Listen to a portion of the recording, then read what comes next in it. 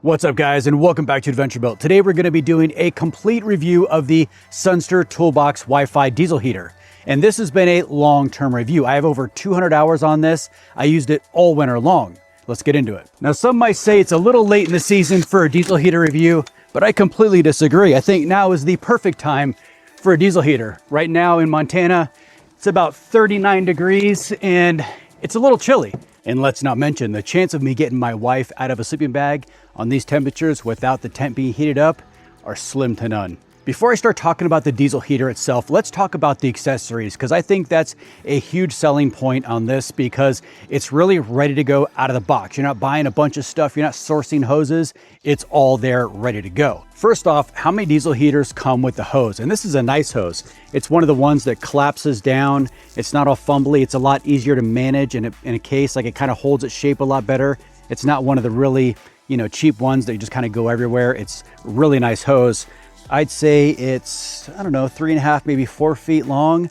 It's actually long enough to get into the rooftop tent here on the tailgate, which is all I need. Only thing I added was a quick release connector here from HDF CNC. These are awesome. They're 3D printed and they just make it one less step to get the hose into the nozzle. You're not worrying about the clamp every time. You can just put it on and it stays on.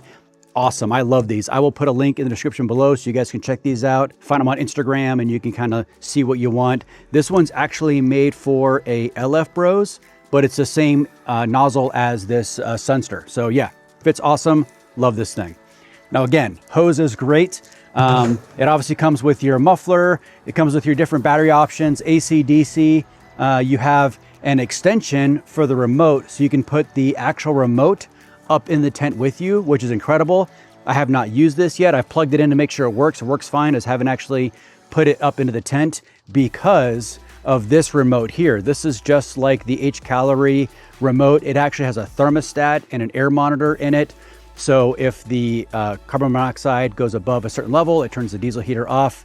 It keeps your temperature, so like a regular thermostat of your house. You just set it at 72 degrees and it'll keep it at that temperature. These are super handy. It also turns on and off the diesel heater. So if it turns off overnight and you want to turn it on while you're nice and cozy in your sleeping bag, you hit the button, it remotely turns the diesel heater on. So no need to get out of your tent, pair it and do all that stuff. It works every time. And then of course you have the little remote if you just want to turn it on and off and then do up and down for temperature or velocity. Pretty rudimentary, but it is included. And it does have this nice little pocket on top of the diesel heater to store it. Now let me show you how to extend this remote out because I think this is an awesome feature. Open up the lid. And then right here you have your quick disconnect. Disconnect these two ends here. Close this back up. And the remote, you just push it up out of its little notch. And then you can kind of fish this wire out through the bottom. And now that's out. This is the male end into the female end. And then if you want to be able to close the top, fish this through the hole, open this back up, male to female, close that up. And now you have the full functionality of the remote with a thermostat. And you just put this into your diesel heater port and you have got plenty of cable if you want to put this all the way on the ground. Now there's a lot of different ways to control this, one of which is through a Wi-Fi app. Now I didn't even bother downloading it because I'm never going to use it. I rely on the tethered controller as well as the remote round controller. That's a way better option in my opinion than the Wi-Fi. However, if that's something that you need, it is capable and I heard it does work well. Now, as far as the diesel heater itself goes, it's a really nice compact package. It's very stable. I haven't had this thing tip over one time. Carrying handle is really nice, easy, balanced to carry. The two weatherproof pockets, one for the display and one for the remote, are really nice addition to the lid, making great use of space, and also just makes it so that things aren't getting really destroyed if there is inclement weather and this gets caught out in the rain. It's nice and protected. The case itself is a mixture of aluminum sheet metal and plastic. I've had this for about 6 months now and zero issues whatsoever with the construction of it. It's held up really well. On the front, you have these two latches that open very easily, which gives you access to the internals. Basically, you have your diesel tank, which is your fill cap here, which I have yet to see leak. And then you have your heating element next to it. If you wanted to get to, say, the pump to change it or modify it, you're probably gonna have to do some disassembly to access that. I know this kind of comes apart. I'm not quite sure how, and I'm not going to take it apart. So that's something where if you want to get to the internals, might take a little bit more work than, say, a different type of diesel heater. As you look at it here on the left side, you have your heat outlet as well as your fuel level, a really easy to read gauge of the tank itself.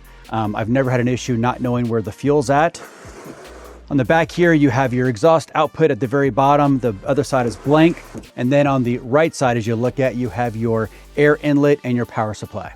Now, the real reason this review is kind of coming out a little bit late in the season is this is a brand new company to me, and I wanted to give it a really good testing. So I have over 200 hours on this. I used it all winter long working on Project Jeff, and it is a solid diesel heater. Now, first, let's talk about the startup procedure. It's really easy to turn on. One button and it's already starting. It's set at the previous temperature you had it at, and there's almost no ticking. It's a really quiet tick for about 5 minutes and then it completely goes away. It is just a really quick startup and it heats up very fast also. Filling is super simple. You pop the top, open the cap up. The cap has yet to leak on me, which is really nice. Put the diesel in, close the cap, close the lid, ready to go. Super simple. And I have filled it while running, and it doesn't seem to have any issues with it whatsoever. Let's get this thing fully assembled. We'll get the hose up in the rooftop tent and get it nice and warm, see how long it takes. And this right here is the 3D printed adapter from HDF, and this thing is super trick. You can see in here it's got threads, and it just threads onto the outlet side of the diesel heater. And then this end here with the honeycomb louvers goes into the quick connect of the heater hose itself, which clamps on. And you basically put it on, and there's kind of a little bit of drag to it, and that keeps it to a nice tight fit. But if you want it to come off, all you do is give it a little twist and pull, and it comes right out. It's a really nice tolerance. I like it a lot. It's very satisfying to put it on and off. To put on the diesel heater, all you do is push it on a little bit and just start threading it on. Nice tight fit, and this pushes on, and that's not coming off. I like these a lot. This is definitely what I've been looking for a diesel heater. Now we'll tuck the hose in the rooftop tent.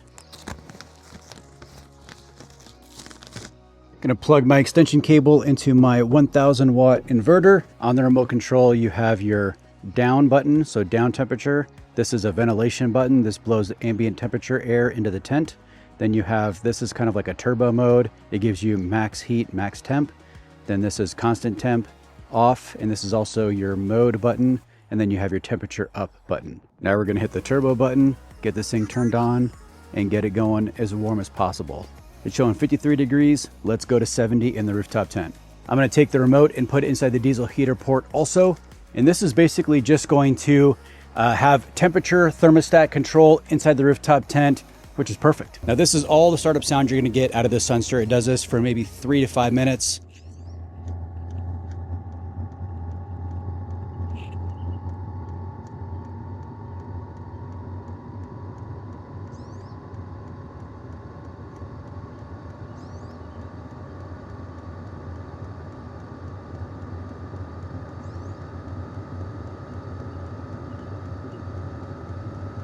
Definitely hear a lot more air moving than anything else.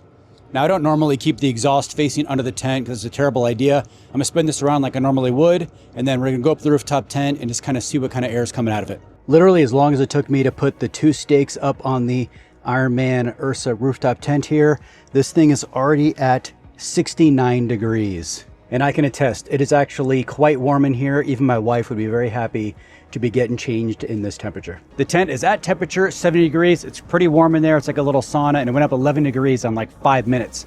This thing is still warming up. It's not even actually completely at temperature. It's gonna get a lot warmer pretty quick.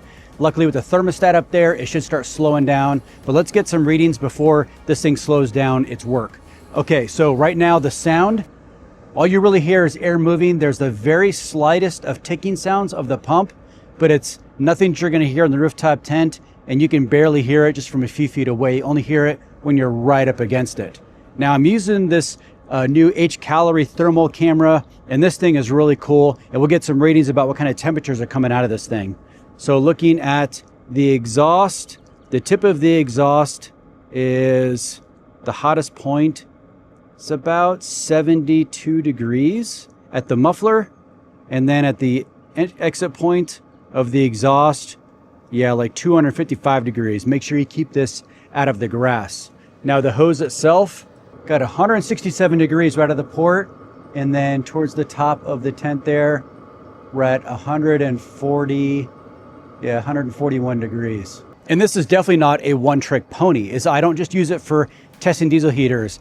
I live in Montana where it gets to negative 40 degrees. So I use this to test my entire house for warm air leaks and cold air intrusion points. So I'll go through, kind of test everything. If there's a point of where the floor meets the drywall, I can over insulate it. That way to keep as much heat in the house as possible. Same thing if you live in the desert and you're gonna lose that cold air through points in your house. You can use this and really just diagnose the thermal capacity of your house and structures or apartments or whatever you wanna use. Even vehicles, I use this to diagnose in the vehicle for exhaust leaks. If you have one exhaust header that is hotter than another, it's just a great all-around use to just diagnose a ton of different things. Check them out. It's like 140 bucks, super cheap. So currently we're at 80 degrees and it's warm in here. So to go from turbo mode to temperature control mode, you hit this button right here and now you can set the temperature. So it blinks and that's set to 72. So if you want, you can go to 71 or 670. So it blinks, then it goes back to the temperature that it's currently at, and it will slowly throttle down to get down to that desired temperature. And the little remote here, although a little bit harder to read, has the same functions as the controller here. It's got up, down, it can set the temperature. You can see it just mimics there on the controller. You can turn it off, you can turn it on with this button here. It's got little inlets here for all of the thermostat control and air quality, CO2 safety features. Just a really great little feature. My overall thoughts on the Sunster Toolbox TB10 Pro diesel heater is very positive. After 200 hours, I haven't had a single hiccup on this. And the fact that it comes with all the accessories to run it right out of the box is a huge plus. You're not sourcing things, very convenient, and honestly something that I wish more companies would do. Now there's two things that I think that Sunster could do just to make it a little bit better. And the first thing would be a bag to add all the things into, that way to keep it nice and organized. Currently I have like a DeWalt tool bag that I kind of keep everything in that I travel with, and it works fine. But if Sunster came up with a more organized bag, it would just make it one more thing. You could even call it the Pro Overlander if you wanted to, and it would just make it a nice extra convenient thing, just to keep everything nice and organized. And two, I love that it came with its own hose. I wish the hose was maybe just a pinch longer, so if I wanted to keep it on the ground, maybe a 6-foot hose would be really nice. And then also if it came with one of these. Now this I use when I'm working in the shop. I have this so I can direct the heat where I want it. I'm not manipulating that long hose to kind of where I want it. I did use the hose when I was painting. I used this as a paint heater when I was painting parts on Project Jeff. If this came in the kit, all you'd really need is an extension cable to run power, and then maybe the quick connects from HDF CNC, and you are ready to go, ready to rock. Any situation, this thing's got it. If you guys like the review, you know what to do. If you like this, be sure to pick it up because it's a great buy. I'm gonna go ahead and take a nap because it's nice and warm and toasty. Oh my God, it's so warm in here. Oh, yep.